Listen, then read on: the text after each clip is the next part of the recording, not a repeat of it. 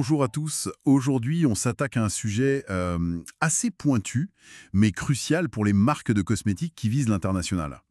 Lancer une marque hors de ses frontières, c'est un peu un parcours du combattant, non? Ah oui, tout à fait. Entre les réglementations qui varient d'un pays à l'autre, les attentes culturelles, la logistique, c'est un vrai défi. Et justement, face à ça, on entend de plus en plus parler d'une stratégie LP Pupping, collaborer avec des laboratoires locaux ou spécialisés. Exactement, c'est plus qu'une simple tactique en fait, c'est devenu un levier stratégique majeur pour accélérer sa croissance à l'international. D'accord? Alors, explorons ça. Pourquoi est-ce que cette approche, cette externalisation ciblée, est si pertinente aujourd'hui? Qu'est-ce qu'elle permet de surmonter concrètement? Les freins sont nombreux.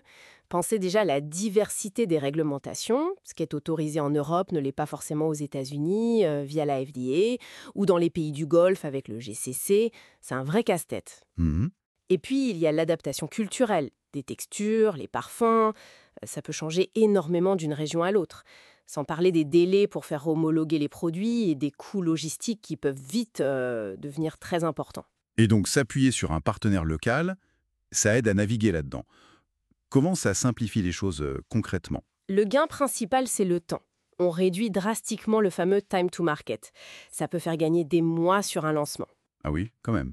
Oui, et puis, ce partenaire, il a déjà des formules qui sont conformes localement ou il sait comment les adapter rapidement. Ça, c'est un avantage énorme. Ce qui veut dire qu'on peut peut-être tester un marché avec une gamme plus réduite, sans avoir à construire toute une usine ou une chaîne logistique d'emblée. C'est une question d'agilité alors, hein? C'est précisément ça. L'agilité, c'est le maître mot. Un grand laboratoire partenaire, comme celui mentionné dans nos sources, Carmel Cosmetics Labs par exemple, va proposer tout un panel de services pour faciliter cette expansion. D'accord. Et ça se traduit comment en pratique? Qu'est-ce qu'ils offrent ces laboratoires? Alors, souvent, ils ont un catalogue de formules déjà testées, conformes aux normes européennes ou MENA par exemple. Ces formules peuvent être personnalisées pour la marque. Hmm. Ils peuvent aussi gérer le packaging multilingue, obtenir des certifications spécifiques qui sont de plus en plus demandées, bio, vegan, halal, ou garantir l'absence de certains ingrédients controversés comme les parabènes, les silicones. Et la production? Ils peuvent faire des petits volumes? Oui, c'est un autre point clé, la flexibilité. Ils peuvent produire de petits lots pour un test de marché ou monter en puissance pour des volumes industriels si le succès est au rendez-vous. Prenons un exemple. Une marque française qui veut aller au Moyen-Orient. Comment un labo local pourrait l'aider? Typiquement, le partenaire pourrait prendre en charge l'adaptation de certaines formules pour la certification halal, c'est essentiel là-bas. Il pourrait aussi ajuster un ingrédient pour respecter les normes spécifiques du GCC. D'accord. Et puis, il y a le packaging, bien sûr. Le développer en arabe et en anglais. Et surtout, produire sur place. Ça change tout au niveau des droits d'importation et des délais de livraison. C'est une solution assez complète en effet. Est-ce qu'il y a des marques connues qui utilisent bien cette stratégie? Oui, on peut penser à The Ordinary, du groupe Deciem. Leur déploiement mondial a été fulgurant et il repose en partie sur ce type de collaboration régionale très intelligente. Ah oui, The Ordinary, bien sûr. Tout le monde connaît.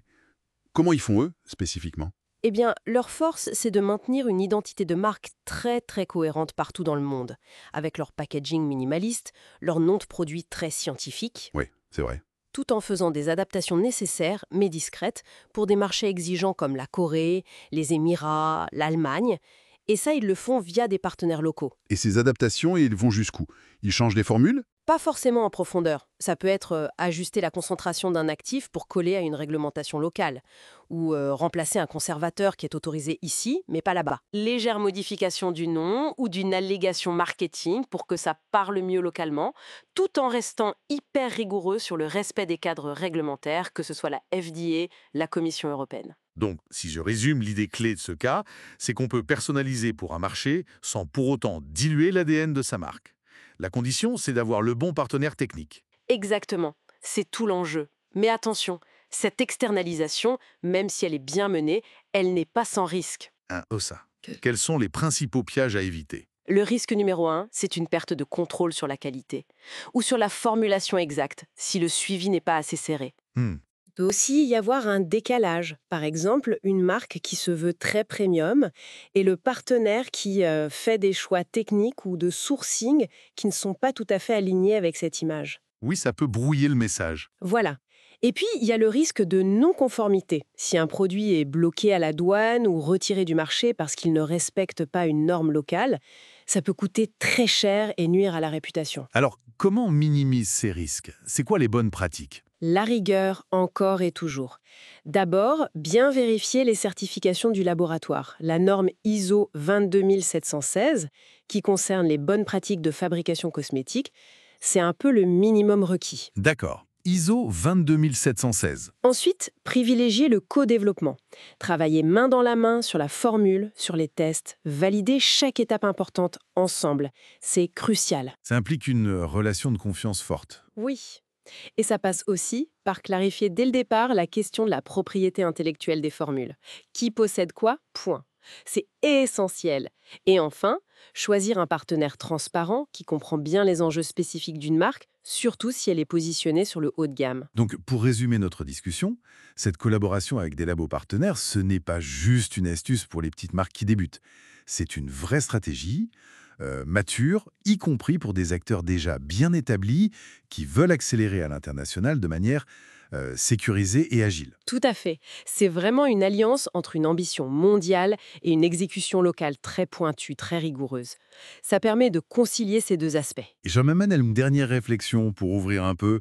Est-ce que cette collaboration de plus en plus fine avec des acteurs locaux ne pourrait pas, à terme, redéfinir ce qu'on entend par marque globale?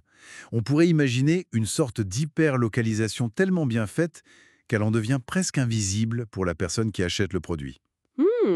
C'est une perspective très intéressante, oui.